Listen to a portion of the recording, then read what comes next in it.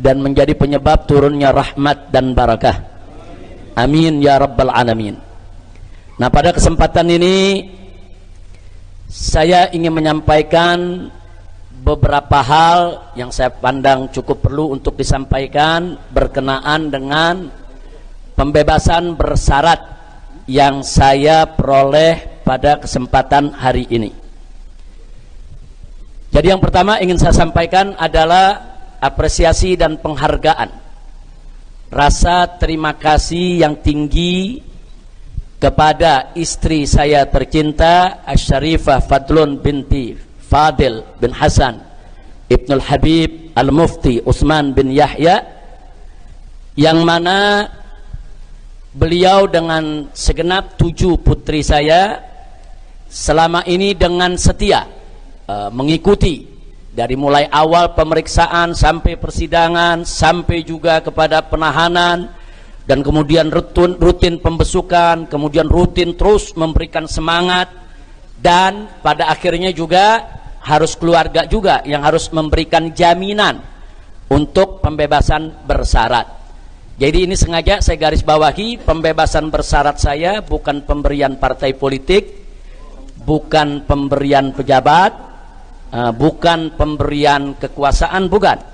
Tapi ini merupakan satu proses hukum yang nanti akan dijelaskan oleh para pengacara saya, dan yang memberikan jaminan adalah istri saya tercinta Syarifah Fadlun binti Fadil bin Utsman bin Yahya.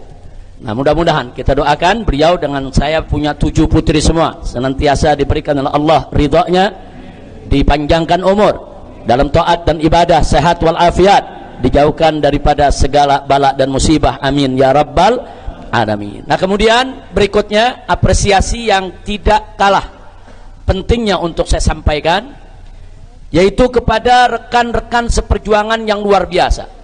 Selama saya menjalani proses penahanan, luar biasa perjuangan mereka untuk selalu bukan hanya sekedar memberikan semangat, tapi bagaimana supaya proses pembebasan bersyarat ini berjalan lancar. Termasuk kalau ada yang bertanya kenapa kok ini nggak diumumkan.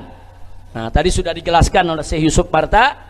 Nah, ini nggak diumumkan karena kita punya prosedur ini perjalanannya dari menit ke menit, detik ke detik. Sedikit salah PB kita bisa batal ya, ikhwan. Nah, maka itu betul-betul kita jaga sedemikian rupa, jangan sampai dalam pembebasan bersyarat ini belum apa-apa kita sudah melakukan pelanggaran. Karena kalau sudah melakukan pelanggaran, saya akan ditangkap lagi tanpa sidang, dan saya harus melanjutkan lagi untuk ditahan selama 1 tahun tanpa remisi. Nah, karena itu jadi tolong dimaklumi kenapa ketua daripada pengacara dan seluruh advokat begitu hati-hati di dalam memberikan informasi soal pembebasan bersyarat.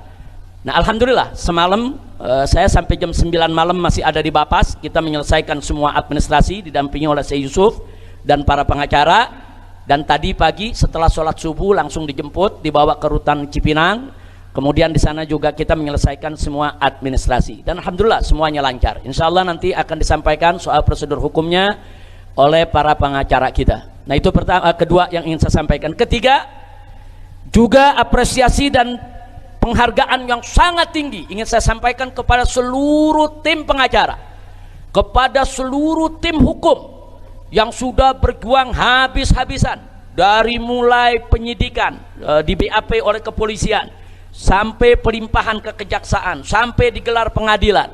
Bahkan sebagaimana Anda tahu, saya divonis waktu itu 4 tahun penjara. Kemudian bagaimana para pengacara terus berjuang di tingkat banding. Di tingkat banding kita masih kalah ya kawan. Kemudian para pengacara berjuang lagi di tingkat kasasi, dan akhirnya dari 4 tahun berubah menjadi 2 tahun, sehingga saya bisa mendapatkan pembebasan bersyarat pada hari ini. Andai kata tetap tidak diturunkan 4 tahun, masih 2 tahun lagi belum bisa keluar kita ya kawan. Nah, ini artinya ini perjuangan yang luar biasa. Karena itu saya sampaikan sekali lagi kepada semua tim pengacara, tim advokat, ini tim advokat kita